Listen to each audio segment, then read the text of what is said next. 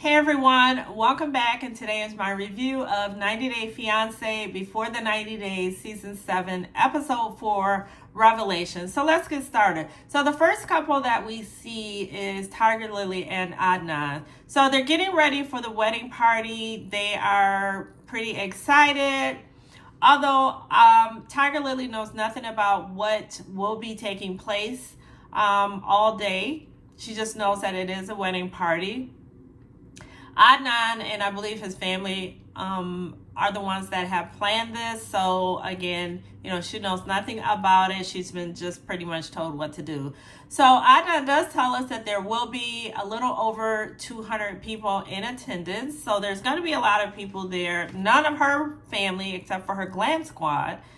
Actually, I don't even know if they were invited, but nonetheless, her glam squad arrives.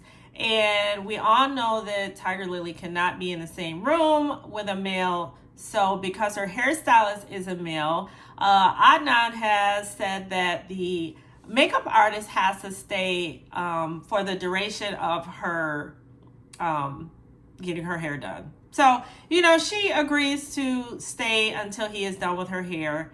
And so that's what they do. So Adnan feels comfortable leaving and going off and getting dressed with his brothers, and also his barber is in the room.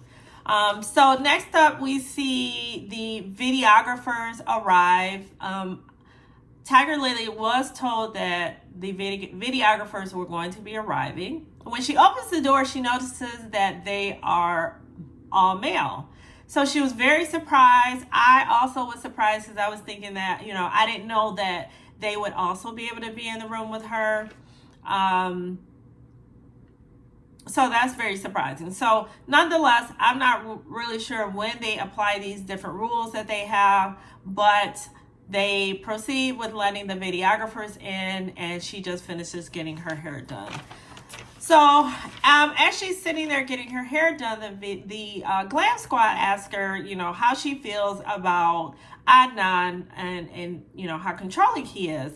And Tiger Lily says that she doesn't feel control. She feels more understanding and accepting of it, and that she thinks it's cute. And I am absolutely confused as to why she thinks that. Nothing about that is cute, especially from her coming from her previous relationship where she was controlled as well. And I don't think that she was telling us about her ex being cute because he was controlling. So I'm not sure where she gets that. I think she's a little just infatuated with the fact that he is such a handsome guy, and he is. I had to do a little double take myself. He looked really nice, especially after he got his hair done, but I digress. Next. So later we see Tiger Lily and Adnan are both dressed. They're walking in the lobby, and she's walking up behind him. Now, at first I didn't understand what was going on. I see him walking and she's walking behind him, and she kind of puts her hand on his shoulder. And then later I figured out, oh, this is like a photo shoot. And so then it made sense. So it was pretty cute. They both look very nice. And let me tell you, her shoes, ladies, were so cute. If you didn't see it, rewind, go back and see. Her shoes were super cute. They're like clear color. They're not a color, but they're all clear. But they have this pretty little brooch or whatever on top of the shoes. So it's super cute. And so they are walking. I'm not sure if that was tradition, just kind of their traditional, or maybe something the photographers made up. But it was, nonetheless, it was very nice. And so that was pretty much all we saw of them in this episode. Next up, we have Brian and Ingrid. So we know that they were, last time we saw them in the episode before, that they were in the hotel. And so we see them waking up, and they're getting ready to drive to Ingrid's home. And so during the drive, Ingrid asks what, Brian wants to do. Since he's going to be there for a little bit of time, she kind of wants him to get an idea of, what he wants to do. during his time there. So, he says that immediately. He says he wants to meet the family, the friends, and, her parents. And so, she has to break the news that, well, her father is not really someone that, she wants him to meet right now. She said that he's kind of stubborn and he's set in his ways. And, then Brian starts to ask questions Brian says, well, let's just not tell the parents, just go over there. In other words, just show up. And, Ingrid is not really okay with that. She's not really wanting to tell her parents about him anyways, because for me, I think she has said that she's not sure if her parents will accept him. So I was a little confused. But nonetheless, she kind of tells him, about her father being stubborn and all of that. And then Brian says, hey, well, what's your father's age? And then she says, well, he's 53 or he's 54 or something. She's not really sure. And so, Brian is immediately like, oh, that's cool. We're around the same age. That should be no problem. It should be just fine. And so once they say his age, Ingrid becomes a little confused because she's like, I thought you were 43. So she says when she met him, he was 43. And then so they've known each other 2 years. So that would make him 45. Somewhere in that range, 45, 46. But certainly not 51.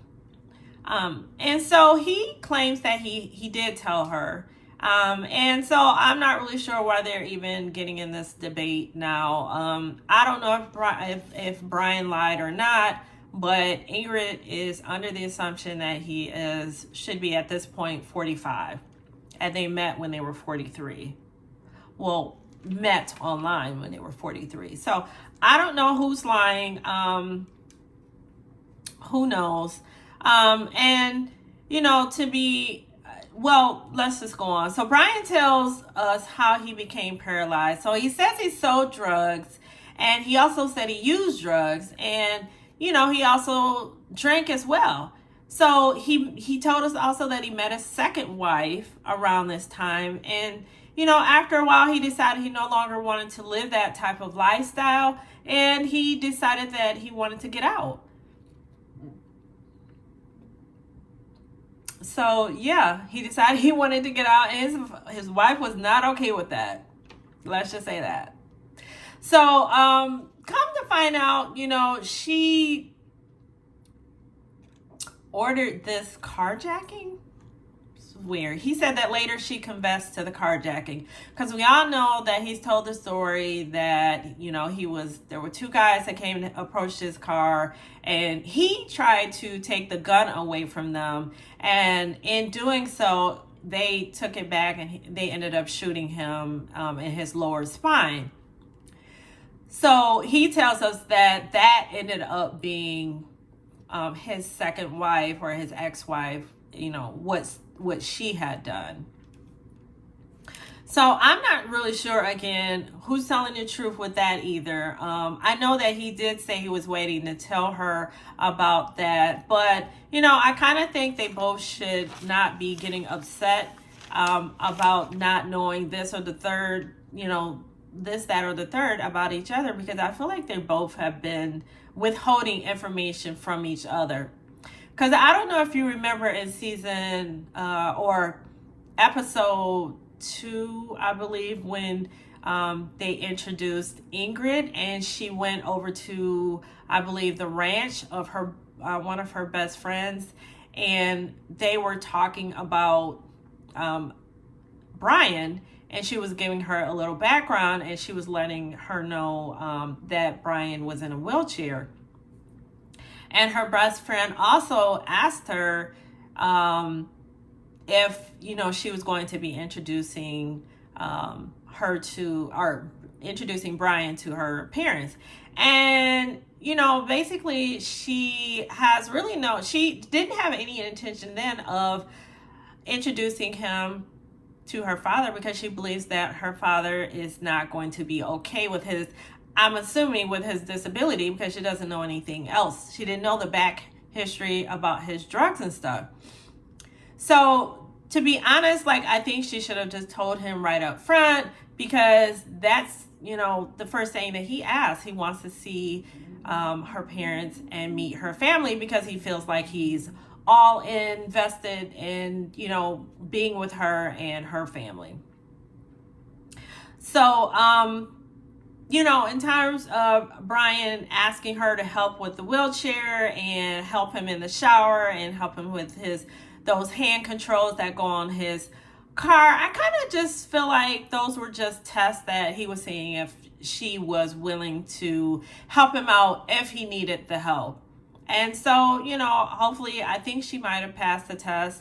But she's a little turned off by all of the stuff that she didn't know. But I'm like, well, Ingrid, what about all of the stuff that you didn't tell Brian? Like, he's not going to be meeting your family or your friends because you have no interest in that. And also, if you take a look back at episode 2, in addition to her saying that she was not going to be introducing him to her parents, she also made this really funky face when... Não. E ele já namorou um cadeirante antes? Tem experiência? Não. Brian. And this is her girlfriend that was asking. And, you know, her girlfriend was like, because we know you've been dying to get to the U.S. And Nunca perguntei isso. Nunca perguntei isso pra ele, não. Tu vai, porque eu sei que tu morres de vontade de ir embora. Isso eu sei. Por isso tá... Is interested in staying in, you know, in her town. So I'm not really sure. I think, to me, they're both withholding information. She said something to her girlfriend about trying to get to the U.S. and see gringos.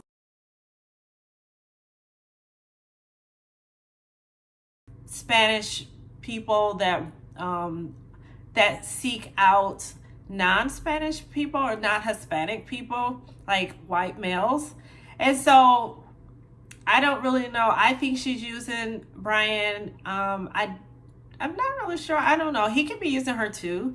But I think she's definitely using him to get to the U.S. So nonetheless, that was their segment. Next, we have a new couple, Niles and Matilda. So Niles is from Mobile, Alabama. He is 27. He said he enjoys playing fantasy games. He enjoyed playing roles, and he enjoys fantasy games. He says because you can be any character you want and you can make up your own rules. So, you know, he also said that growing up, he knew he was different. He had difficulties in school and couldn't get along with people. So at some point, he went to the doctor and had some tests done and found out that he has autism spectrum disorder. He says that it's both emotionally and mentally painful.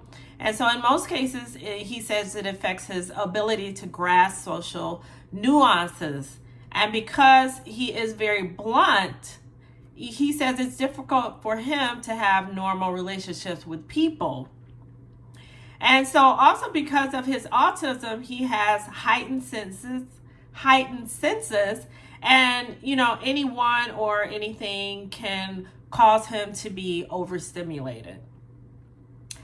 So then later we find out that he works as a peer advocate, and we see him go into the office. We get a chance to meet some of his coworkers, and they are all decide to, well, there are a few of him that are in the break room, and they begin talking to Niles and asking him how he feels about his upcoming trip and meeting Matilda. So he does say he's excited to meet Matilda. However, he made the mistake of proposing to her over the phone. And Matilda is excited. She has pretty much taken off and started planning the wedding. And she is expecting that by the end of his visit that they will be married. So I'm not really sure how that's going to go, but we get so next we get a chance to meet Matilda. Matilda is 23 and she is from Ghana, South Africa, I believe. She seems to have a really big personality. She's pretty cute and she definitely speaks her mind. And, you know, she definitely loves Niles the way, you know, for who he is. And she's very much a free spirit. So she seems like she's going to be a lot for him to handle. Definitely. So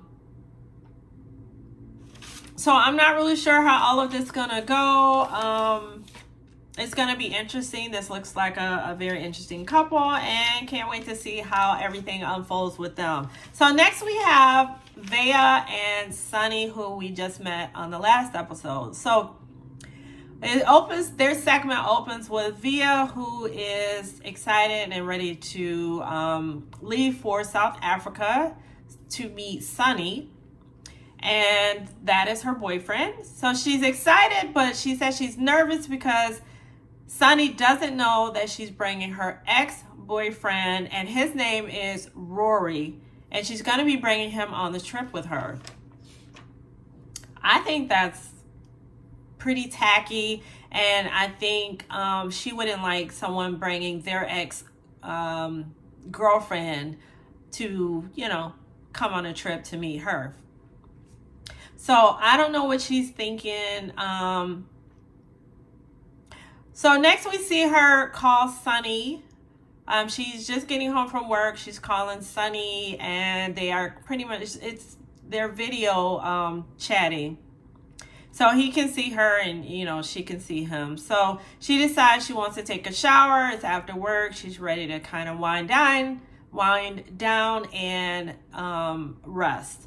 So he's begging her to, you know, video chat while she's taking a shower so that he can watch her take a shower. And, you know, some of this is TMI. Some of this, I think that TLC could have left out, but they didn't. So I'm just sharing what we saw. So they are talking through video chat. And so later they talk about if the parents will, you know, like her because they're Muslim. He comes from a Muslim background and, you know, she's not Muslim. So she's just asking him, you know, if her parents will like, his parents will like her or not. And, you know, he's not really sure because she's not Muslim. I think he's probably not going to introduce them right away. But he did say that he would like her and he would like her to meet his parents. And he says that, you know, yes, he would like her to be Muslim, you know, just because he wants her parents to accept her. But she did say she's skeptical about religion because when she was in a foster family, they were very religious. And she was forced to attend church. She was, you know, forced to dress in head coverings. And then, you know, even the time that she woke up, the time that she went to bed was very controlled. So, you know, she said it was very traumatizing. And so she said she would never join a religion that was forced on her. And, you know, she said she will never convert for him.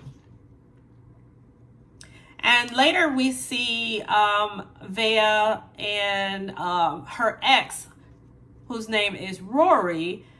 We learn a little bit more about why they are close still. And so it looks like they've been through a lot together. She goes on to tell us that, you know, he was there with her when her brother was shot. I mean, her brother was unalived by the police. And then around that time, they became pregnant, but ended up losing the baby. And, you know, she says that those traumatic experiences kept them close to each other. And so to each other. And so that this is why they still hold a bond, a strong bond. I don't see that he has any interest in her outside of just, you know, they just kind of hang out together. You know, I mean, yes, she's in a relationship, but I don't see that he doesn't show any romantic interest towards her, but, you know, I can see Sonny not being okay with that. So we'll see how that goes. Next up we have, and last up, we have Faith and Lauren. So we see Faith going over to Lauren's room. And we all know that they do stay in separate rooms because this is how Faith has wanted it until she gets to know Lauren a little bit better. So because they're going out for the day, she asked Lauren if she wants to make sure he brings money and that that he has money and that he brings it.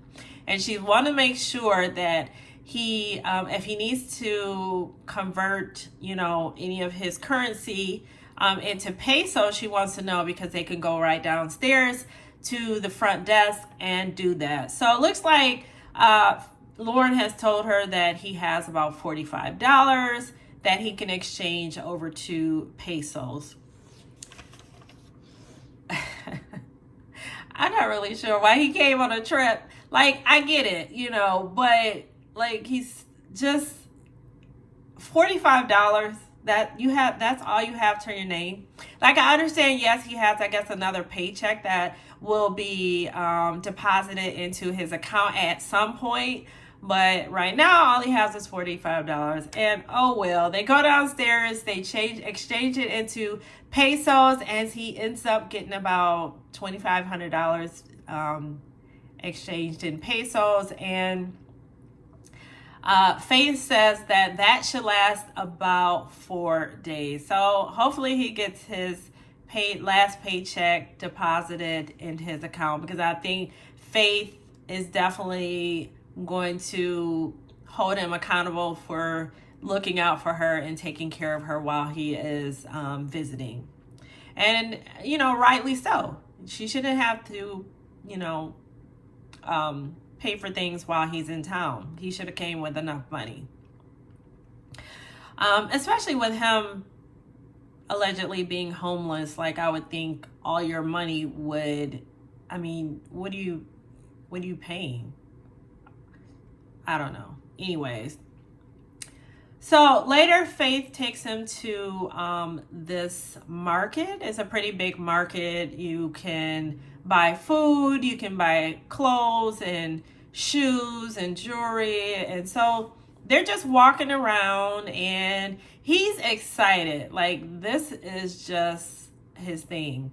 Like, he loves the prices. He loves that everything is super cheap, and he is comfortable because he feels like he can buy everything that she asks because he has enough money.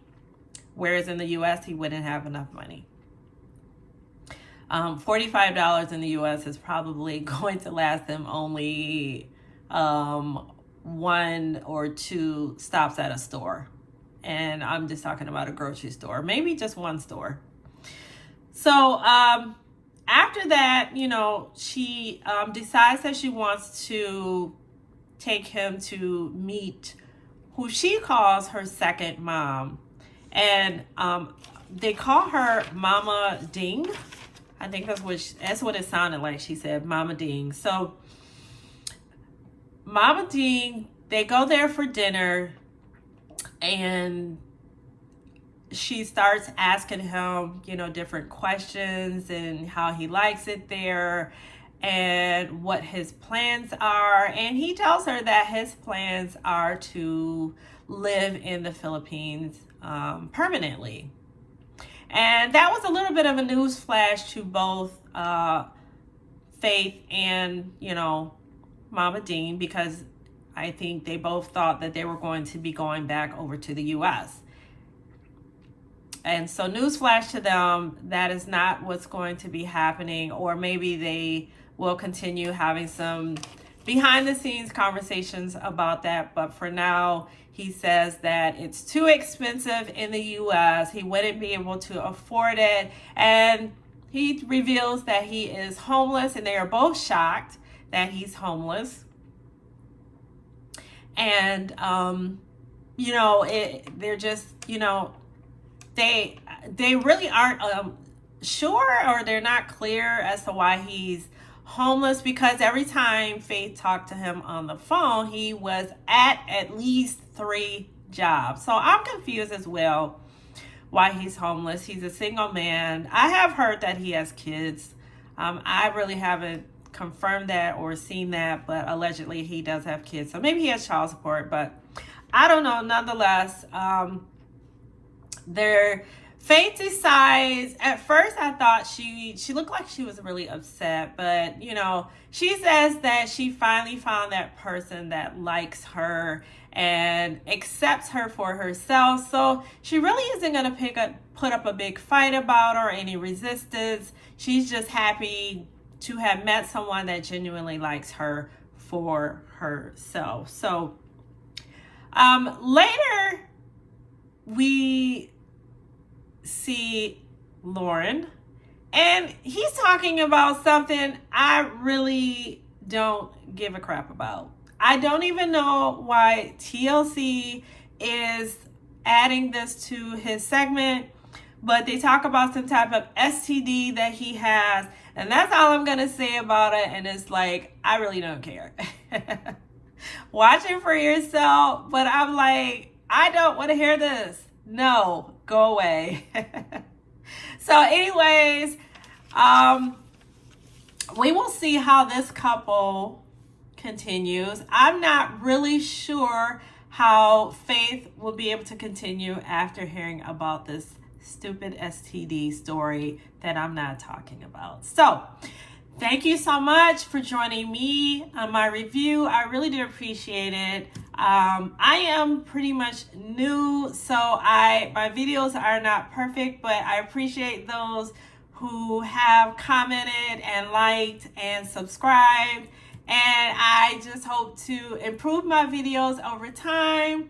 But if you did like any of the content or anything, please like, comment, and subscribe. And remember that life has no remote. Get up and change it yourself. And I'll definitely talk to you again. Bye.